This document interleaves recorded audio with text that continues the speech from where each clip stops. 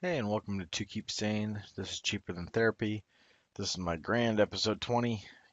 For a podcast, at least at this point, no one's really listened to. But again, this is, cheaper than therapy for me, not necessarily for you, so that's fine.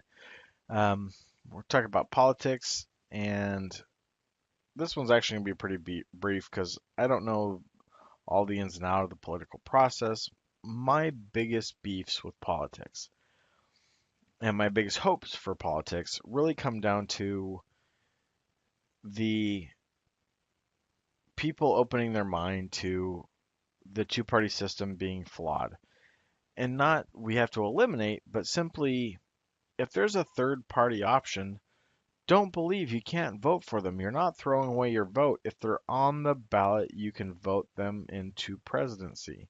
They don't have the same media attention, but there's no reason. I mean, I'll just throw it out there. I voted for Gary Johnson this last time. I refused to vote for Trump, and I didn't like Hillary. So, I mean, given I'm in Oregon, it went to Hillary anyway because I can't remember the last time the Electoral College went towards a Republican. Um, and I only say that as a negative because, well, it seems like the state's fairly close-minded, and that's sad because I think you should always weigh each candidate and each election in person as individuals and not just vote with your party. I think doing that limits the conversation and the forward moving of this country. And yes, if you've listened to all my podcasts and listened to patriotism, you might think I don't love the United States of America. I do. I just want people to think. I don't like blind loyalty. I don't like uh, thoughtless passion, I guess. I like people to know why they're doing things, and politics is no different.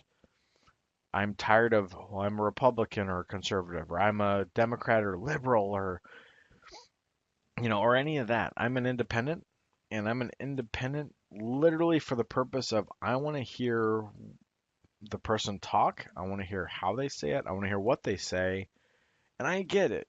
Politicians lie. You're not always going to get the real answer. Um, but I'm going to base my vote on what I hear. I really am. Again, I voted for Gary Johnson. I voted for George W. Bush. If you hate it, tough shit.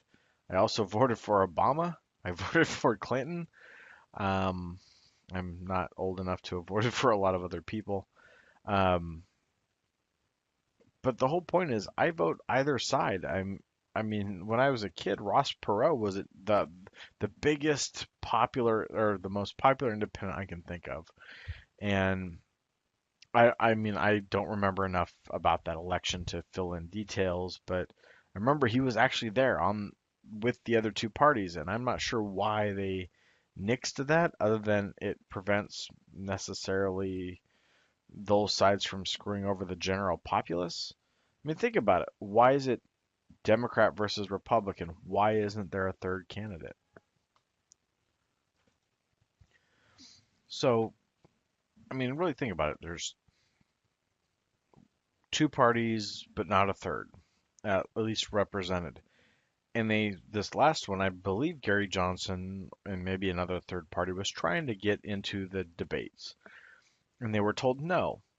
Doesn't that seem a little bit suspect that they purposefully said it was set for Democrat versus Republicans? I mean, if you look back in history, the parties used to have different, like they represented the opposite of what they do now. And I don't really care about the specifics. Like I said, I judge the individual. I judge the what's going on out, like what's coming out of their mouth, as far as who I think would best be able to move the country forward. That's why I didn't vote for either of the two. Now, if you want to know, if I had only two options, I would have voted for Hillary. I refused to vote for someone like Donald Trump. Um, he got the nod, and I tried to be patient. I I really can't get behind someone who is that childish. I mean, he has to be right when he flat out knows he's wrong. He's not a dumb shit.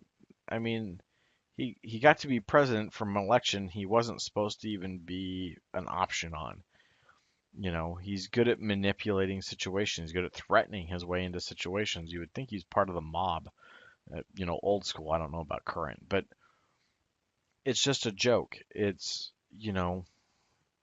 just the fact they're mentioning the president and a Twitter battle is fucking ridiculous to me. I think Twitter's a joke to begin with, let alone the president engaging in banter on Twitter. It's like you should have more important things. I mean, Hillary seemed, you know, suspect as far as emails and the way she handled stuff and pretty shady or whatever. But if I had to choose one of the two, at least she knows how to be a politician and not make us look like jackasses across the world. Um, but that's why I didn't choose either one. Why is it always the lesser of two evils? There are other options. You have to believe that the third parties in the middle there are options. I mean, how many of those? I mean, everything I've heard is that Trump has voted Democrat most of his life, which doesn't make sense based on him being rich, but you know, why? If you know you can't run on the Democratic thing, I mean, everybody scoots in towards the middle for election and then jumps to whatever side they really are. I mean, why can't we think here? Why can't we have why does there even need to be two parties? I mean, realistically, it's just a way of saying pick a side. I want you on this side or that side. It's just and that was a girl voice, not, I don't know. They're the only ones I know that force picking sides in my life. So ignore it if it annoyed you. But why why have to pick a team? Why not think? Um, the people that really should be president would never want that job. It's an insane job. I mean, how one person, even the people we like, how one person can do it is, beyond comprehension anyway. Why make it one person? I mean, how about this? Why don't we look at how do we balance the power so we force government to move the country forward and compromise versus arguing back and forth and keeping us treading water? That treading water moves us backwards, not forwards. Um, I'm pretty even keeled as far as which side I believe. I mean, the only thing I can really say annoys me either way is when if the right attacks the left, I get annoyed with the right. If the left attacks the right, I get annoyed with the left. I don't like petty shit. As soon as people start throwing labels and all that crap out there, it pisses me off. So I'm annoyed at whoever throws that shit out, because that's childish. It's stupid. It's not. It doesn't help us. If you're conservative and you want to throw everything under the God bus, guess what? That's not a real argument. If you're a liberal and want to throw everything the gimme bus of free, free, free, then fuck you. It has to logically make sense. It has to be able to fiscally be able to happen. I believe at this point with the way our country is, I believe socialized medicine is the most realistic option. I think year-round school is the most realistic option. But that's only because of where we're at. Things that need to improve the most to me or the closest to making it functional. Um, I was really against Obamacare because I knew once you made it a requirement, prices were going to get jacked up. And fuck, I was right. It, and healthcare is worse. And I don't know. Okay, I'll rephrase. Healthcare is not worse. The waits are worse. The prices are worse. The coverage is worse. And it's mandatory. I pay a fee. I paid a fee for years on not having medical coverage because I couldn't afford it. I was paying for all my kids' stuff and everybody else's stuff, and I wanted other things, and I spent that money elsewhere. And the requirements I already had that I was paying for, that was an expense that I could do without. Not go to the doctor, no problem. Luckily, I was lucky enough not to have anything major happen, and I now have insurance again and kind of skirted through, but it's more expensive and the coverage and insurance itself it's gotten worse. More people are on it, I guess, which is great, but it's the worst of both worlds right now.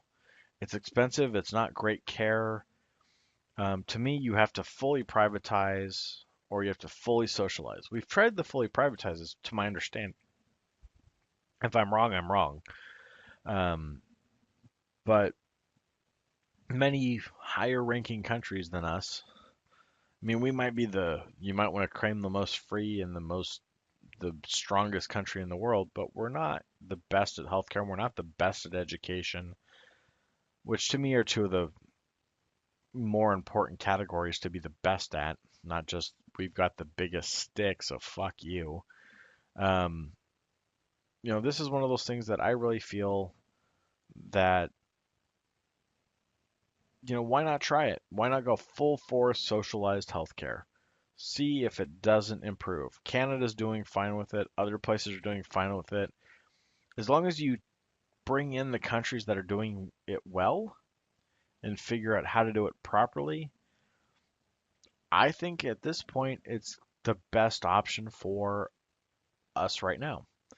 Could be full of shit, but the old version didn't really work, and we're kind of in that in between, and I think dismantling it takes us back too far, and I think going all in is the right thing to do right now.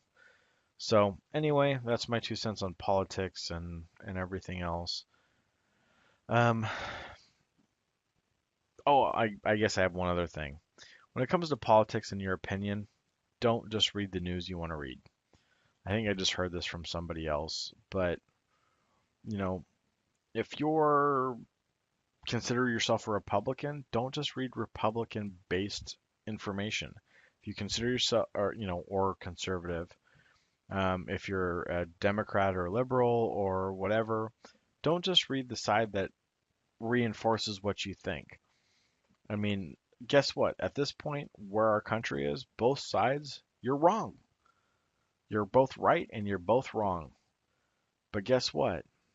As we teeter totter, we're staying, like I said, we're staying in one place, which is moving us backwards. So, why don't you consider listening to more information and really thinking beyond yourself and your own ideologies and really think about if we can sit aside and compromise and really talk about what's best for the country and for people, even if it's a 20-year plan or or something like that, to where we're going to reevaluate it and it could go away in 20, 30 years, doesn't mean it's not the right thing for right now. There's a lot of things, hope, you know, industry, financially, we're not moving in the right direction for strength of our population. So, think about it and hopefully you'll keep your mind open. Thanks.